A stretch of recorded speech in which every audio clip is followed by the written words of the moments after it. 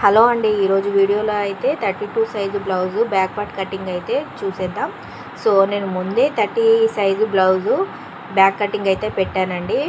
So ఒక sister అయితే comment చేశారు, ఏంటంటే 32 సైజు బ్లౌజ్కి మెజర్మెంట్ ఎంత ఉంటుంది సిస్టర్ అని చెప్పి. మరొక సిస్టర్ 34 సైజు మెజర్మెంట్స్ చెప్పండి అని చెప్పారు.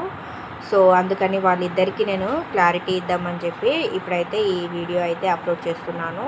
మరొకసారి ఇలా బ్యాక్ పార్ట్ అయితే కట్ చేస్తున్నాను, చూసేయండి.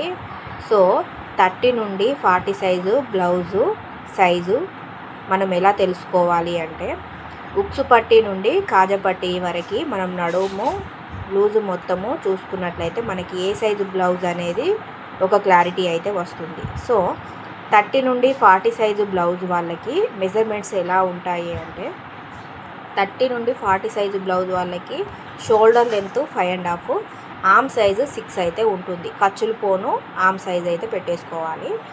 సో షోల్డర్ పాయింట్ దగ్గర ఖర్చు ఉంటుంది కదా అండి, అది దాని తర్వాత అయితే 6 అయితే పెట్టేసుకోవాలి. సో 30 సైజు నుండి 40 సైజు వరకు ఇదే మెజర్మెంట్ ఉంటుందండి. సో ఇది కొంతమందికి ఈ మెజర్మెంట్ అయితే మారదు, ఏది షోల్డరు ఆర్మ్ సైజు మెజర్మెంట్ అయితే మారదు.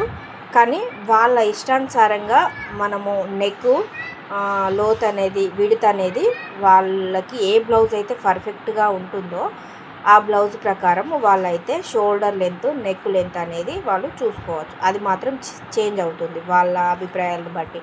సో వాళ్ళకి ఏ బ్లౌజ్ అయితే ఫిట్టింగ్ కరెక్ట్ ఉందో, నెక్ కరెక్ట్ ఉందో అదైతే తీసుకొని కప్పు పాయింట్ వాళ్ళకి కావాల్సినంత, నెక్ కూడా వాళ్ళకి కావాల్సినంత అయితే పెట్టేసుకోవాలి. కానీ shoulder length arm size length మాత్రం 30 నుండి 40 సైజు బ్లౌజ్ వాళ్ళకి షోల్డర్ లెంత్ ఏమో 5.5, ఆర్మ్ సైజ్ లెంత్ ఏమో ఖర్చుపోను 6 అయితే ఉంటుందండి.